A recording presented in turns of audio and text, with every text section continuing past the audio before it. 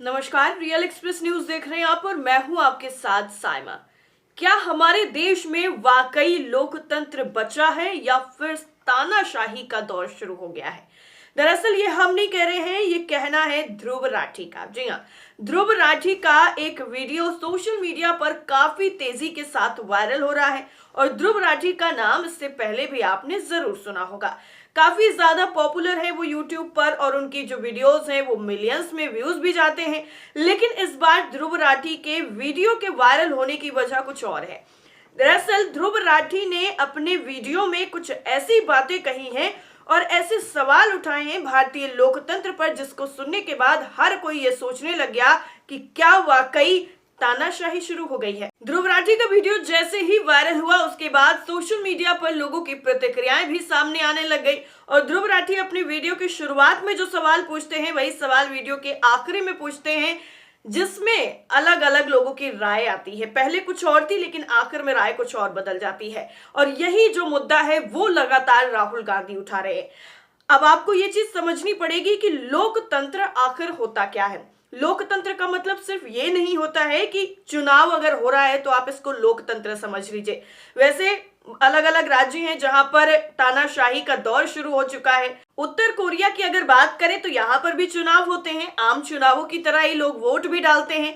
लेकिन यहाँ पर अगर कोई सरकार के द्वारा चुने गए प्रतिनिधि यानी जो प्रत्याशी होता है उसके अगेंस्ट अगर कोई वोट करता है तो उसकी जॉब भी चली जाती है और हो सकता है उसे सजा भी हो जाए। तो ठीक क्या यही दौर अब भारत में भी शुरू हो गया है? क्योंकि आप चाहे किसी भी पार्टी को वोट दे दीजिए लेकिन आखिर में जीत किसकी होती है ये बताने की जरूरत नहीं है। अभी चंडीगढ़ के मेयर चुनाव में भी यही हुआ, जिसका वीडियो भी खूब वायरल हुआ, जिसमें आम आदमी पार्टी ने और कांग्रेस ने अलायंस करके अपने उम्मीदवार उतारे।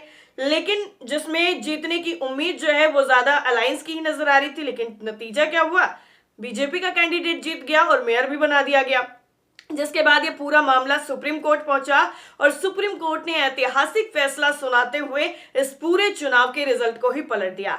सुप्रीम कोर्ट के आदेश के बाद आम आदमी पार्टी का मेयर चंडीगढ़ में बना और जो ऑफिसर थे उनको भी जमकर फटकार लगाई गई और कहा गया कि आप ये वोट पर कर क्या रहे थे, बैलेट पेपर जो थे उस पर आप ये निशान क्यों बना रहे थे, यानी आप जानबूझकर उन वोटों को खराब करना चाह रहे थे इसलिए आपने निशान बनाए।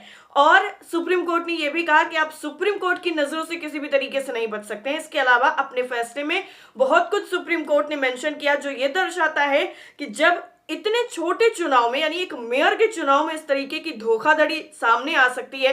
खैर शुक्र यहाँ पर यह है कि वहां पर कैमरा लगा हुआ था जिसमें पूरी हरकत जो है वो कैद हो गई। बहुत सारी ऐसी जगह हैं जहां पर कैमरा अभी भी नहीं लगा हुआ है, तो क्या वहां पर वाकई निष्पक्ष तरीके से चुनाव होता है? तो लोकतंत्र में और तानाशाही में फर्क यही है कि सिर्फ चुनाव होने को लोकतंत्र नहीं बोलते हैं, निष्पक्ष और स्वतंत्र तरीके से चुनाव होने को लोकतंत्र कहते हैं, जिसके लिए हमारा हिंदुस्तान जाना जाता है। लेकिन आज की तस्वीर बदल चुकी है और यहाँ पर लोगों की मानसिकता भी बदल चुकी है कि भैया कोई किसी को भी वोट डालकर आए लेकिन जीतेगी तो बस एक ही पार्टी और उसका नाम लेना जरूरी नहीं है, वो आप खुद समझ सकते हैं। लेकिन ध्रुव राठी के वीडियो वायरल होने के बाद राजनीतिक सुगबुगाहट भी काफी ज्यादा तेज हो गई है और ये कहा जाने लग गया है कि क्या अब जो ईवीएम से चुनाव हो रहे हैं उन पर भरोसा करना सही होगा, क्योंकि स्वतंत्र और निष्पक्ष चुनाव जब तक नहीं होंगे तब तक इसी तरीके का माहौल बना रहेगा। तो आपकी क्या राय है हमें कॉमेंट करके जरूर बताइएगा और साथ ही साथ आप रियल एक्सप्रेस न्यूज को सब्सक्राइब करना बिल्कुल मत भूलिएगा। नमस्कार।